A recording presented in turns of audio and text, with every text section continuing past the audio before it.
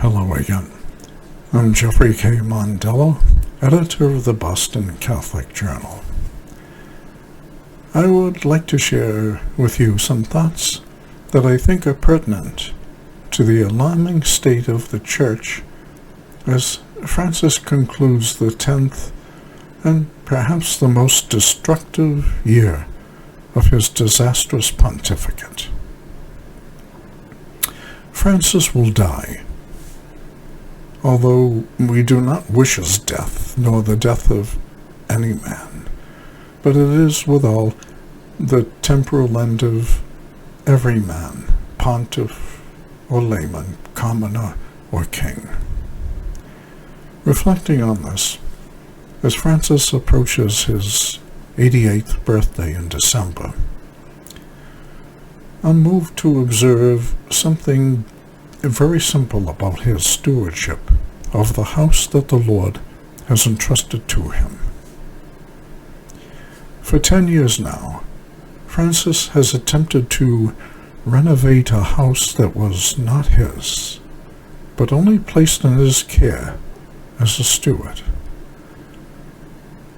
The majestic facades, the incense-imbued silence within, dimly lit through the stained glass light of a late afternoon. The soaring spires that for centuries proclaimed the triumph of the cross for all to see. These were not his to depredate. They belong to God and to his simple servants, who raised them to his glory through the coppers they gave, and through the rough, calloused hands that engraved every niche and stone, by dint of a devotion every bit as indestructible as the tip of the chisel that the stone yielded to. Some of these Francis and his bishops simply tore down.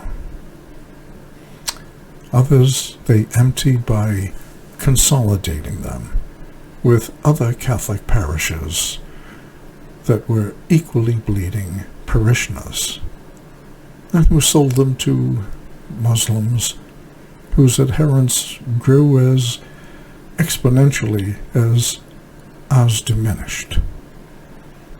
Some were sold to evangelical Protestants, others to developers who gutted them and turned them into trendy condominiums, and still others were left simply abandoned and ruined.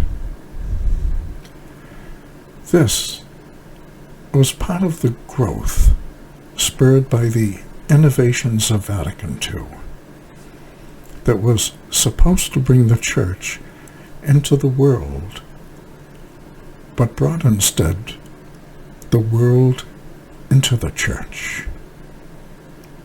And the faithful fled, seeing little difference between the two.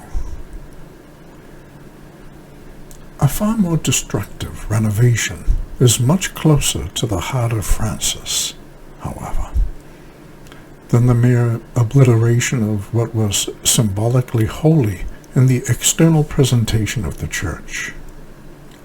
And it concerns the very heart of the Church, its Mass and its liturgy.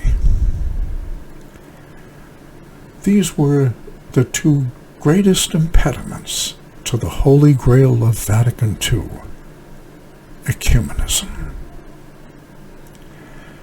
And inextricably bound up with them were the sacred deposit of faith and sacred tradition.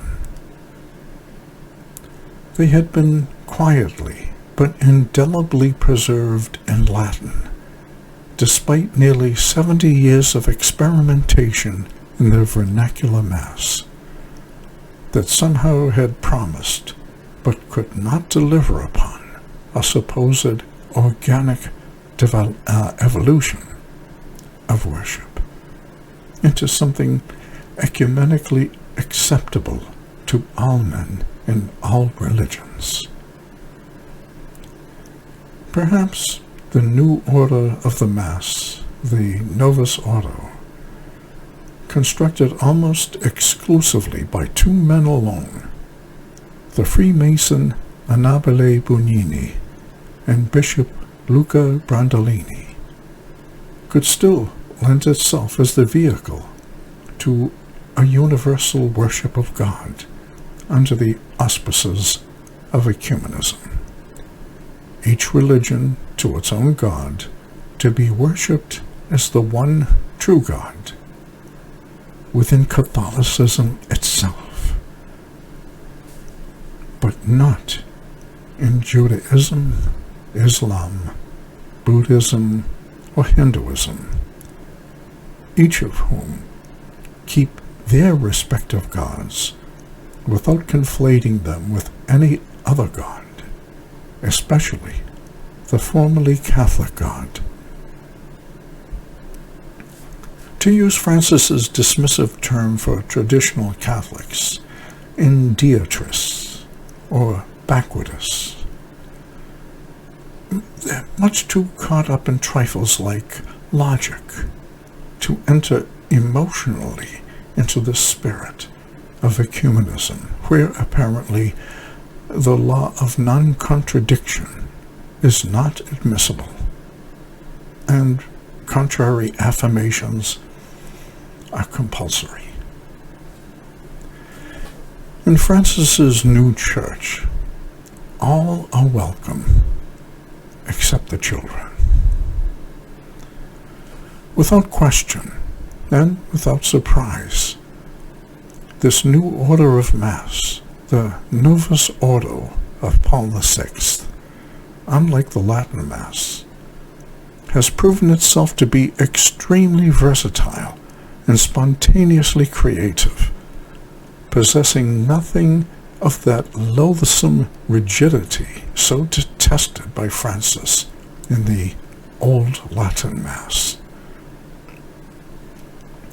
We've all witnessed that the spontaneity, this tossing off of the shackles of customary ritual in nearly every Mass.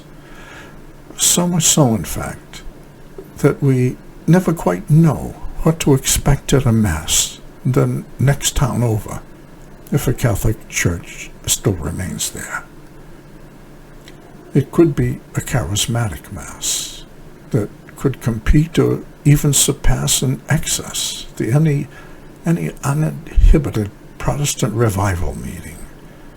It could be a healing Mass or a children's Mass, or even a Mass with liturgical dance. And you'll pardon me if I cringe at the thought. Anything except Latin Masses. In a word, all are welcome in Francis's new church, except Latin Rite Catholics, the unwelcome stepchildren of Vatican II, the only children not allowed to walk in accompaniment with Francis and friends, a privilege reserved to other kinds of Catholics, non-Catholics, and atheists alike. Francis's own rigid insistence on the Novus Ordo Mass, to the exclusion of any other Mass preceding Vatican II, is in fact completely understandable in light of his determination to fulfill the ecumenical pledge of Vatican II. Not just the unification of all Christians in spite of doctrinal, ecclesiological, and confessional differences, but more ambitiously, the unification of all believers, of all religions, and no religion, in some chaotic form of transcendental reality, perceived only by Francis and the few. This ecumenical super-reality is meant to encompass so much, so broadly, and can only be achieved at so great a logical cost that the ecumenical project becomes meaningless.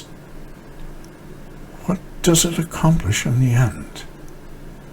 It merely reiterates and affirms the religious divisions that it sought to overcome in the beginning. Ecumenism, then, has collapsed in upon itself. It has simply ended up restating the problem and then declared that the problem itself was the solution. Everyone, it turns out, ecumenically goes his own way to God in precisely the religion in which he was born. It is much like claiming to achieve an ultimate synthesis that reconciles all contradictions, but oddly cannot explain how, and so becomes unintelligible and therefore worthless. All religions, then, are good and acceptable, except what Catholics hold to. Somehow, it alone, by keeping to the way of its fathers in the faith from the beginning, is in need of atonement before the world. The Church must implore forgiveness from the world. Forgiveness for a host of fictional sins, from the sin against synodality and the sin against creation, to the post-conciliar grievances of being patriarchal, oppressive, and engaged in aggressive religious conversion and social acculturation, as well as being historically and intolerably logical and unambiguous, quite unlike the present-day Church of Francis. For Francis to scornfully dismiss those who are not persuaded that his ecumenical agendum is the principal reason behind his growing impatience with abolishing and outlawing the Latin Mass, stating very dishonestly that it is his attempt to preserve unity in the Church, is a failure on his part to acknowledge real and legitimate issues among the faithful concerning the very unity he pretends to seek, while actively promoting discord within it. For Francis to claim that he is trying to preserve unity through this autocratic move is both shamefully and manifestly untruthful. That the Latin Mass, together with its irreproachable theology upon which it has been articulated, has been so forcefully repudiated by Francis, is an indication of how desperate a measure he is willing to resort to in order to implement, or better yet, to force, an increasingly brittle ecumenical paradigm on clergy and laity alike. Pieces of that ecumenical puzzle that are not of Bergoglio's making either will not fit or refuse to fit, however much force he applies to them. It will be a happy failure that Francis could not, for all his intrigues and ill designs, bring to an end what faithless princes and kings, heretics and apostates through 20 centuries had been unable to achieve: the destruction and the utter removal from living memory of the inextinguishable sanctity of the Latin Mass of all the ages. It will be a sad epitaph for Francis in many ways, and history will not look kindly upon his persecution of the faithful and the very house given to them, and entrusted to him for their safekeeping. It is all the more sad, not that he failed to keep them, or even that he refused to keep them, but that he sought to drive them out. Seeking to please men, he drove out the children. It is a tragedy of great depth. It is also one that calls for deep, even the most profound prayer. Prayer that must extend to the hand that strikes, as well as to the stricken.